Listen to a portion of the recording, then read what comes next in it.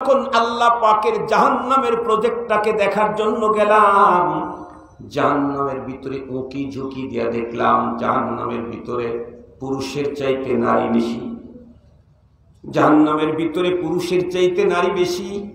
শুধু তাই নয়, অন্য হাদিসের ভিতরে পয়গম্বর বলেন, আমি জাহান্নামের ভিতরে নারীদেরকে এক এক জায়গায় এক এক পদ্ধতিতে রিমান্ডে শাস্তি দিতে আমি আমার নিজের চোখে দেখেছি।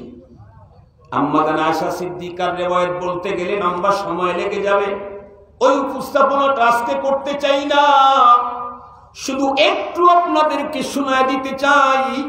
বিশ্বনবীজি বলেন, আমি এক জায়গায় দেখলাম নারীদেরকে জাহান্নামের আগুনে শাস্তি দেওয়া হচ্ছে।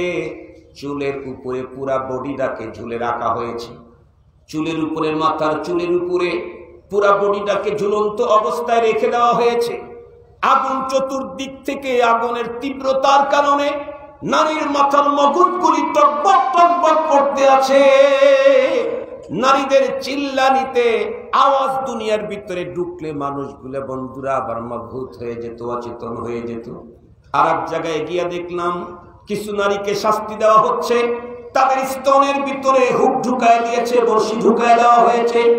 ওই বড়শির উপরে পুরা বডিটাকে ঝুলন্ত অবস্থায় জাহান্নামের আগুনের ভিতরে পোড়ানো হচ্ছে।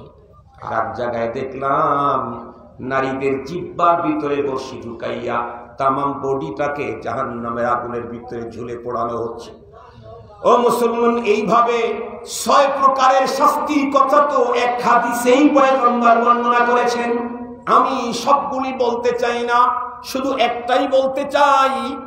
বিশ্ব নবীজিকে যখন জিজ্ঞাসা করা হলো, গো নবীজি, এই নারীদের অপরাধ কি ছিল, কোন অপরাধের কারণে জাহান্নামে তাদের এই পদ্ধতিতে রিমান্ড হচ্ছে, নবীজি তখন বলেন, যে নারীদের মাথার চুলের উপরে তামাম বডিটাকে ঝুলন্ত অবস্থায় রেখে আগুনে পোড়ানো হচ্ছে, মাথার মগজগুলি টকবক টকবক করছে, ওরা হলো ওই সমস্ত নারী। ওই যে মুসলিম শরীফের 2128 নম্বর হাদিস পড়েছি, বিশ্ব নবীজি বলেন, সিনফান মিন আহাদিন নার লাম আরাহুমা কওমুম মাআহুম সিয়াতুন কাদনাবিল বাকারি ইয়াদরিবুনা বিহান নাস ওয়া নিসাউন কাসিয়াতুন আরিয়াতুন মুমিলাতুন মাইলাত রুউসুহুন্না কাআসনিমাতি বুখতিল মাইলা লা ইয়াদখুলনাল জান্নাহ ওয়া লা ইয়াজিদনা রিহাহা ওয়া ইন্না রিহাহা লা ইউজাদু মিন মাসিরাতি কাযা ওয়া কাযা।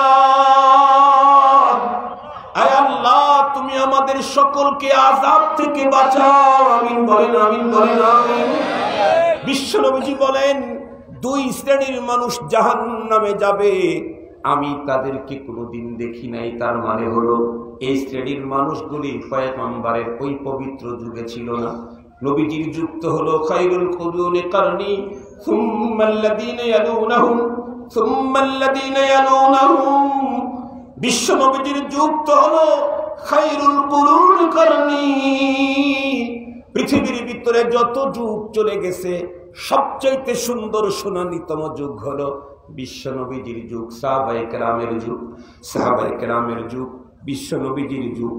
আল্লাহ মুসলমান ভাইরা আমার, যে যুগের মানুষগুলি পয়গম্বরের সহবতে এসে নিজেরা মৃত্যু ছিলেন, লক্ষ